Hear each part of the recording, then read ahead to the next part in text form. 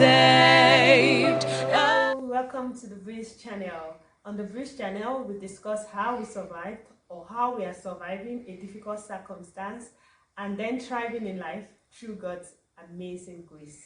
A big thank you to everyone who is subscribed to the channel already.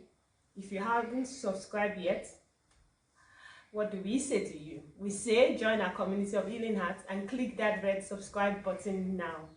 Today, I'm excited because I have Sister Temi of Refreshing Insight sharing a beautiful story of how she survived the circumstance through God's amazing grace. Keep watching. I promise you'll enjoy it. Hello, the Breeze family. How are you all doing? I trust the grace of God has been very sufficient for you. I'm Temi Osinubi from Refreshing Insights YouTube channel. Thanks, Modupe, for having me on this channel. It's a privilege and I do not take it for granted. Today I'm going to be talking about how I survived a difficult situation through God's amazing grace. I've got so many of them, but today I'm going to be sharing one of them, and hopefully I'll get to share the rest of them some other times. So this one I'm going to be talking about happened that I was cooking in the kitchen and I was expecting an important letter. So while I was cooking, I was eagerly waiting for the postman to drop the letters. So as soon as I heard the letters dropped, I rushed out of the kitchen to grab the letters.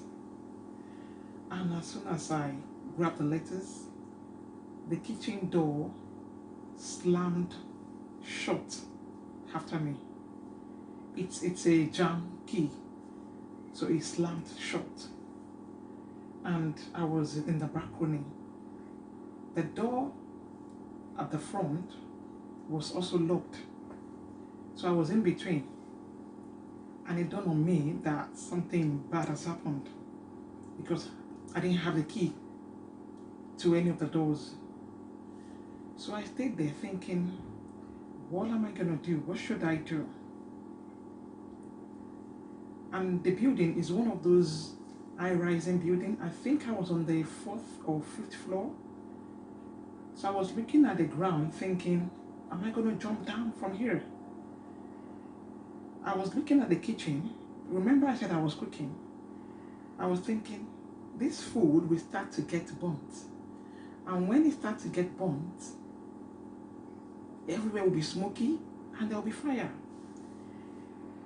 And obviously I was very close by, so there's no way the fire will not get to me. So I was caught in between two terrible choices. To jump down from the 4th or 5th floor and who knows what will happen, or to stay there and get engulfed with the fire. I was stood there, pacing up and down. What should I do? What should I do? And everywhere was quiet. It was during a working hour. There was no one around. My husband had gone to work. There was no neighbor, nobody. And I was thinking, what should I do? I didn't have my phone on me. But all of a sudden, I saw someone walked past on the ground floor. And I shouted, excuse me, this is what is happening. And the person said, oh, really? Okay, I think I can call your landlord. And I was like, call my landlord? Now, my landlord lives very far away from the property. He doesn't stay in the property. So, and I was thinking, even if you call the landlord, before he gets here, there will be fire, and who knows? And the person said, okay, let me just call your landlord. So she called the landlord, and guess what? Miraculously, the landlord was close by. He was close by to the property. And not only was he close by, he had the keys to the property. Because sometimes when he's in the area, he might not come with the keys if he doesn't have the intention of coming to the properties. But on this very day, he had the key to the property and he was very close by. So he rushed to the property, opened all the doors and put the fire out. And that was how I escaped. After the escape, I sat down and started crying, thinking about God's amazing grace. If not for God, who knows what would have happened? So my encouragement to you is this: I don't know what you're going through, or I don't know what you've gone through. God will show up for you. He can never leave you stranded. He will always show up. You might be thinking, it's getting late, I don't think I can make it, I don't think this will. God sometimes is the God of the 11th hour. He will always show up. He showed up for Daniel and the 3 Hebrew boys in the Bible, and they were not harmed. They were preserved from the harm of the fire. He showed up for Joseph in the prison. He showed up for the apostles in the boat. He will show up for you. Psalm 37 verse 25 says, once I was young and now I'm old, yet I've never seen the righteous forsaken, nor his children begging for bread. God can never forsake you. Keep hope alive. God bless you. Keep trusting, and until the next time, when I come your way again, keep hope alive.